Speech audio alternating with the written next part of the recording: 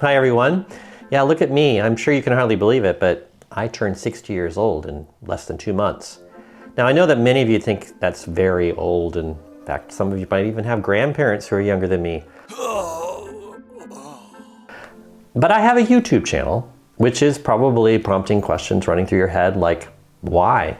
How? And how much? About a year ago, I started to seriously work on this YouTube channel. And now I can tell you that it's monetized and continues to grow. So I thought I'd share how I did it, what the equipment is that I'm using, and how much money I'm actually making.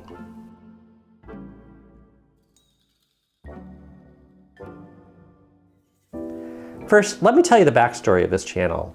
I've actually had a YouTube account since 2007, when I first posted a few videos for friends and family. These included a video of my son when he was 2 years old and super cute, and an appearance I made on an Australian morning news show. Then, about 5 years ago, I started posting unlisted videos for my students to watch as part of a course I was teaching on social neuroscience. At my university, psychology courses are usually taught as 2-hour lectures once a week, and then there's a separate 2-hour tutorial with a tutor. A while back, I converted my courses to flipped classrooms, where all my lectures are pre-recorded and can be watched whenever it's convenient, and then I meet with the students and the tutors all at once in workshops once a week. I chose YouTube to serve my videos because the university's method of sending them out wasn't very sophisticated, and many of my students couldn't get the video to work on their devices. YouTube's compression method assured me that anyone could watch my videos on any device. And then during the COVID pandemic, I posted even more lectures for more courses when my university went online for several months. These lecture videos weren't very sophisticated. They were really just screencasts as I talked through my lecture slides and used a great app called ScreenFlow. I usually didn't record any video of myself in these. And then in 2022, I created 26 more videos for my revamped course in social neuroscience. Although these were also screencasts, I tried to improve their production quality, and I learned a lot about making videos in the process. At the end of that course, several of my students mentioned how much they liked my lecture videos, and they had also subscribed to my channel, so I thought a great way to keep in touch with them is by putting out more videos about psychology, neuroscience, and academia. At that point, I knew nothing about YouTube thumbnails, video descriptions, or the algorithm. I didn't even understand what made a vlog a vlog. But after posting my first 2 videos in June, a student gave me some straight advice about my titles and thumbnails. They basically sucked. And I had really no idea what he was talking about. Thus began my deep dive into YouTube. I started watching all sorts of videos about how to create YouTube videos by some of the top content creators out there like Ali Abdaal and Catherine Manning. I took a Skillshare course by Ali Abdaal on how to edit in Final Cut Pro. I invested in some equipment and I started making 1 to 2 videos a week. I now have 181 videos on my channel, but about half of them are just old lectures from my courses that I've taught over the past 5 years. It turns out that many people actually like to watch these old lectures, which can run anywhere from 45 minutes to an hour and a half, and that would include my students who are currently enrolled in my courses. Creating much shorter content videos, like in this 5 to 20 minute range, has been a new thing for me. When I started to get serious about this channel in June of 2022, I had 413 subscribers. This number slowly grew over the next 7 months, and I finally hit 1,000 subscribers in late February of this year. I'll talk more about this later, but hitting that milestone meant that I was finally monetized, which means I get a small cut of those ads that you see before, during, and after you watch one of my videos. Today, on April 15th, I have 1,238 subscribers.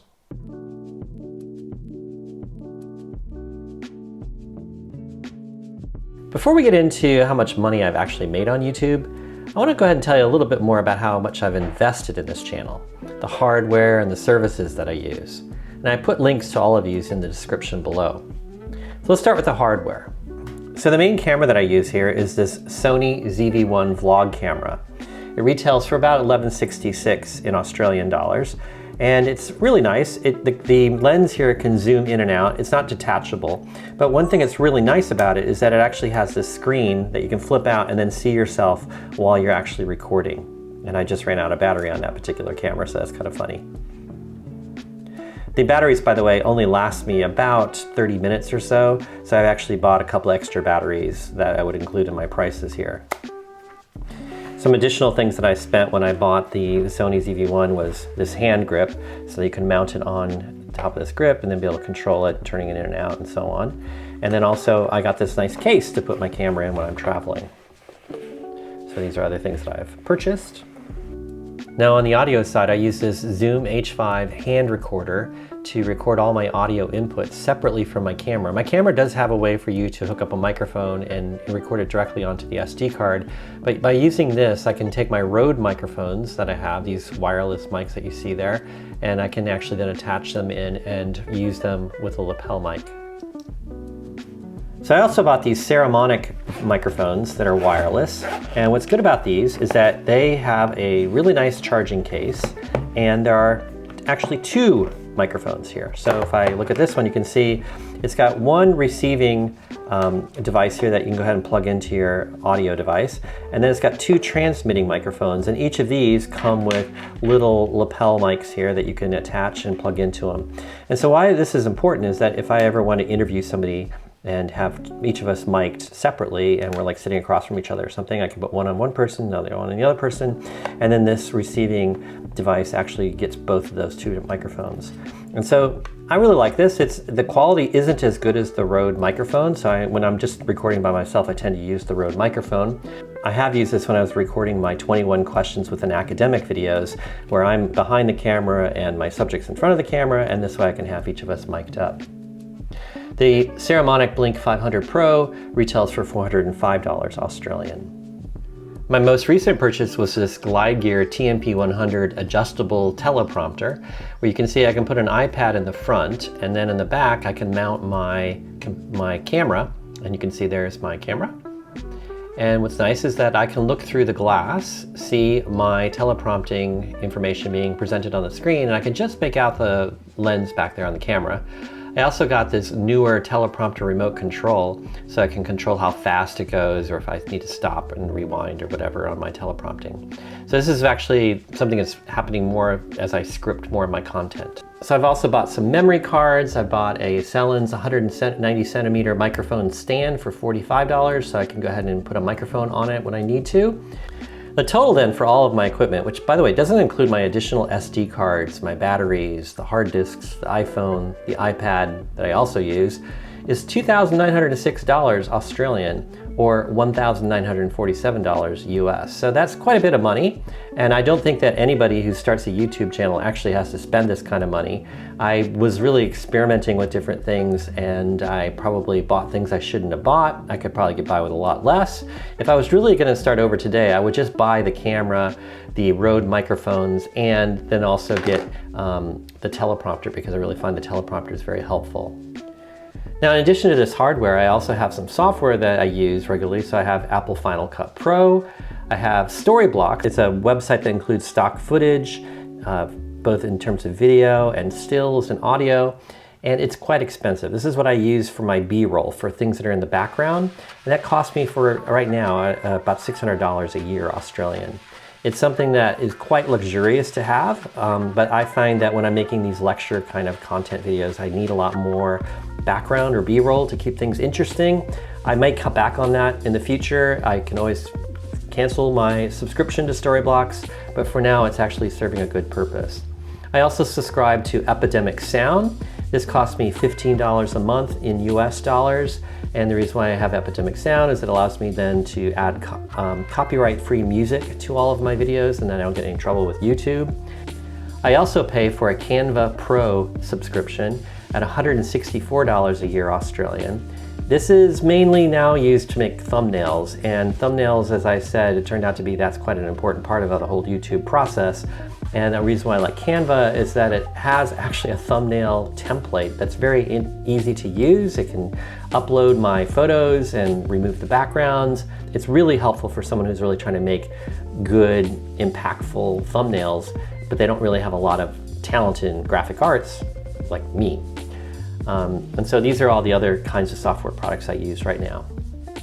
So in the total amount of money that I'm paying for these subscriptions is at about $1,000 a year. When you look at Storyblocks, Epidemic, and Canva, just those three alone add up to $1,000 Australian for me.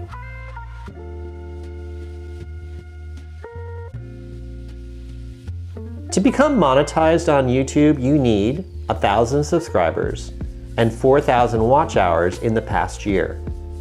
Or, if you're into YouTube Shorts, you can gain 1,000 subscribers and 10 million public Shorts views in the last 90 days to become monetized. For me, I had my 4,000 watch hours already in June of 2022 because my students were watching 1 to 2 hour long videos every week. I just needed the 1,000 subscribers. I tried promoting my channel on Twitter, YouTube, Facebook, LinkedIn, and even talked about it with my family and friends.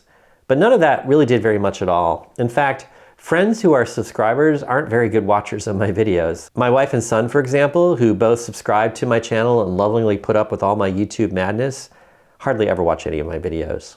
No, most of my growth has come from complete strangers who find my videos and then decide to subscribe. What surprised me the most were my most popular videos. They were about Gestalt psychology, which is a small topic covered in the history of psychology courses at different universities. My #1 video, in fact, is an introductory lecture on Gestalt and cognitive psychology with 9,800 views, nearly 2,000 watch hours, and 145 subscribers since I posted it in May of 2020. My second most popular video is Gestalt Psychology Explained with 6,000 views, 420 watch hours, and 126 subscribers since I posted that in September of 2022. And finally, that first lecture in social neuroscience is my third most popular video. It has 2,500 views, 408.7 watch hours, and 59 subscribers since it was published in January of 2022. So anyway, on February 23rd of this year, I received an email that said that I was accepted into the YouTube Partner Program because I had met my requirement of 1,000 subscribers. I went and turned on monetization right away, but it took about 24 hours before it was working. I turned it on for nearly every video I had posted, except the videos that my students were watching this semester. Although there are only 140 of them, it didn't feel right to collect any revenue by having them watch my ad-supported lecture videos. So what's happened since then? Am I rolling in the dough? Have I paid off all of those expenses yet? Well, here's what I've earned so far. $42.29 in Australian dollars, or $28.34 in US dollars. And that's across 7 weeks. And I won't get any of that until I hit $100, the minimum that I have to have before YouTube will pay some money into my account. At the current rate I'm going, I don't expect to get any of this money until June or July. And it could be a couple of years before I finally pay off my initial costs and get some sort of profit from any of this. So my goal for YouTube was certainly not to get rich. In fact, my goal was really just to create content that would last longer than I did. You know, after I've retired, I'm no longer teaching at the university, I still might be able to have some impact on future students of psychology and neuroscience. If in the future I do kind of hit some other milestones, I'll go ahead and make a video about it at that time and tell you how I'm doing. But until then, why don't you consider subscribing to my channel, maybe giving this video a thumbs up, that'll help with the algorithm. And you can see more of my content on psychology, neuroscience, and academia in coming weeks. So thanks for watching, and until I see you next time, stay curious.